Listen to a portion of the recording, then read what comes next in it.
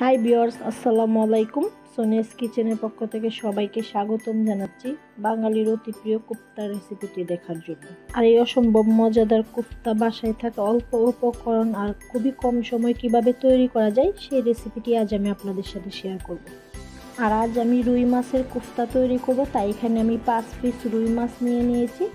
আপনারা চাইলে কিন্তু রুই মাছের পরিবর্তে বড় যে কোনো মাছ দিয়ে এই কোফতাটা তৈরি করে নিতে পারেন। তবে রুই অথবা কাতল মাছ বলে কোফতাটা খেতে দারুণ লাগে। কোফতা বানানোর জন্য মাছগুলোকে প্রথমে যেটা করতে হবে সেটা হলো মাছগুলো সিদ্ধ করে নিতে হবে। আর মাছগুলো সিদ্ধ করার জন্য আমি একটা প্যানে নিয়ে নিচ্ছি।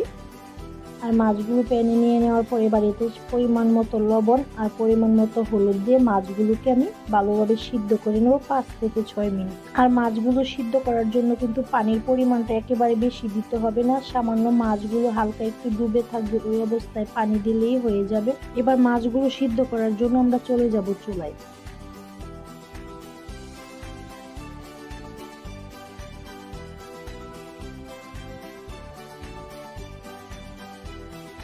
চুলাটাকে মিডিয়াম হিটে দিয়ে 3 মিনিটের মতো রান্না করে নেওয়ার পর এবার আমি মাছগুলোকে উল্টে দেব যাতে অপর পাশটাও ভালোভাবে সিদ্ধ হয়ে যায়।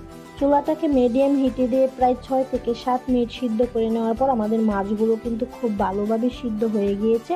এবার আমি খুব ভালোভাবে পানিটা ঝরিয়ে মাছগুলোকে উঠিয়ে নেব। মাছগুলো উঠিয়ে আমি মাছগুলোকে খুব ভালোভাবে ঠান্ডা করে এ থেকে কাঁটাগুলো ছাড়িয়ে নিচ্ছি। আর একইভাবে আমি সবগুলো মাছ থেকে কাঁটাগুলো ছাড়িয়ে নেব। সবগুলো মাছ থেকে কাঁটাগুলো ছাড়িয়ে নেওয়ার পর দেখুন আমি মাছগুলো কত সুন্দরভাবে বেছে নিয়েছি। এবার আমি কোফতার জন্য এর সাথে আরও কিছু উপকরণ অ্যাড করে নেব। এবার এতে দিয়ে দিচ্ছি আমি 1 কাপ পরিমাণ পেঁয়াজ কুচি, আর পেঁয়াজগুলোকে একদম মিহি করে কুচি করে নিয়েছি। এর সাথে দিয়ে দিচ্ছি আমি স্বাদ মতো ধনিয়া পাতা কুচি। ধনিয়া পাতাটা পুরোপুরি নির্ভর করছে আপনাদের উপর, আপনারা কীরকম ধনিয়া পাতা খেতে চাচ্ছেন। চাইলে কিন্তু এখানে ধনিয়া পাতার পরিবর্তে পুদিনা পাতাও ব্যবহার করতে পারেন।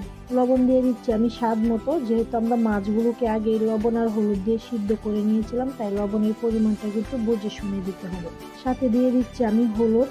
এখানে আমি পরিমাণ মতো হলুদ দিয়ে দিচ্ছি প্রায় 1 চা চামচের মতো।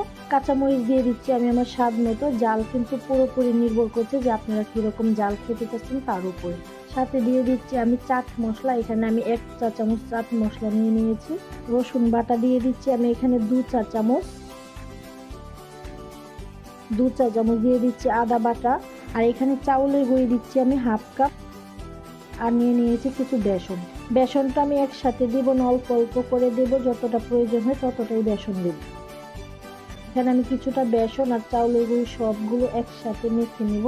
আর এই কাজটা কিন্তু হাত দিয়েই করতে হবে, কারণ এই পেঁয়াজ আর সবগুলো উপকরণ একসাথে হাত দিয়ে মেখে নিলেই ভালো হবে। সবগুলো উপকরণ খুব ভালোভাবে মেখে নেওয়ার পর দেখুন আমাদের কোফতার জন্য কিন্তু পুরোপুরিভাবে ডোটা রেডি হয়ে গিয়েছে।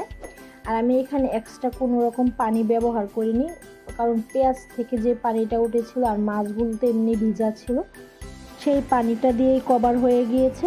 আর আমি আপনাদেরকে দেখিয়ে দিচ্ছি যে খুব ভালোভাবে মেখে নেওয়ার পর আমাদের কোফতার ডোটা কীরকম হয়েছে। দেখুন হাতে নিয়ে এরকমভাবে জড়া পাকানোর পর যদি দেখেন যে এরকমভাবে জড়া পাকিয়ে গিয়েছে, তখন বুঝতে হবে যে কোফতার জন্য ডোটা খুব পারফেক্টভাবে হয়ে গিয়েছে। এবার আমরা চলে যাব কোফতাগুলো ভাজার জন্য চুলায়। চুলায় একটি প্যান বসে এতে পর্যাপ্ত পরিমাণে তেল দিয়ে দিয়েছি। আর একদম লোতে রেখে তেলটাকে সামান্য একটু গরম করে এতে আমি কোফতাগুলো দিয়ে দেব। আর কোফতাগুলো আমি কিভাবে দিয়ে দিচ্ছি সেটা আমি আপনাদেরকে দেখিয়ে দিচ্ছি। আপনারা চাইলে কিন্তু আপনাদের পছন্দের যে কোনো শেপেই কোফতাগুলো তৈরি করে নিতে পারেন। আর আমি যেরকম শেপে তৈরি করতেছি সবগুলো কোফতা আমি সেম শেপেই তৈরি করে নেব। এই পর্যায়ে তেলটা কিন্তু সামান্য একটু গরম থাকবে, অতিরিক্ত গরম অবস্থায় কোফতাগুলো দিতে যাবেন না, তাহলে কিন্তু কোফতাগুলো উপর দিয়ে তাড়াতাড়ি কালার চলে আসবে আর ভিতরে ভালোভাবে কুক হবে না। চুলাটাকে মিডিয়াম টু লো হিটে মাঝামাঝি রেখে আমি কোফতাগুলোকে কিছুক্ষণ ভেজে নিয়েছি। দেখুন আমাদের কোফতাতে কিন্তু হালকা একটু কালার চলে এসেছে। আর এই অবস্থায় আমি কোফতাগুলো নামাবো না, আমি কোফতাগুলোকে একদম রাউন্ড কালার করে ভেজে নেব। 5-6 মিনিট কোফতাগুলো ভেজে নেওয়ার পর আমাদের কোফতাগুলো কিন্তু পুরোপুরিভাবে তৈরি হয়ে গিয়েছে। দেখুন দেখে হয়তো বুঝতেই পারছেন যে কত সুন্দর একটা লুক এসেছে। এবার আমি সবগুলো কোফতা উঠিয়ে নেব, আর উঠিয়ে বাকি কোফতাগুলো আমি সেমভাবে ভেজে নেব। ভিউয়ার্স, কেমন লাগলো আমার আজকের এই কোফতার রেসিপিটি? আমরা সবাই কিন্তু কম বেশি এরকম কোফতা তৈরি করতে পারি, তারপরেও কিন্তু এক একজনের খাবারের টেস্টটা এক এক রকম হয়ে থাকে। আমি আপনাদেরকে একটি ভেঙে দেখিয়ে দিচ্ছি যে আমাদের কোফতাগুলো কতটা সুন্দর হয়েছে। দেখুন, উপর দিয়ে ক্রিস্পি আর ভিতরে কিন্তু খুব জুসি আমাদের কোফতাগুলো।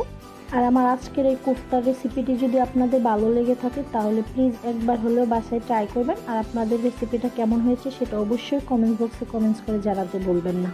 এই কোফতাটা কিন্তু বিকেলে চায়ের সাথে অথবা গরম গরম ভাতের সাথে খেতে দারুণ লাগে। আর এরকমই মজার মজার রেসিপি সবার আগে পেতে আমার ছোট্ট চ্যানেলটিকে সাবস্ক্রাইব করে পাশে থাকা বেল বাটনটি প্রেস করে দিন।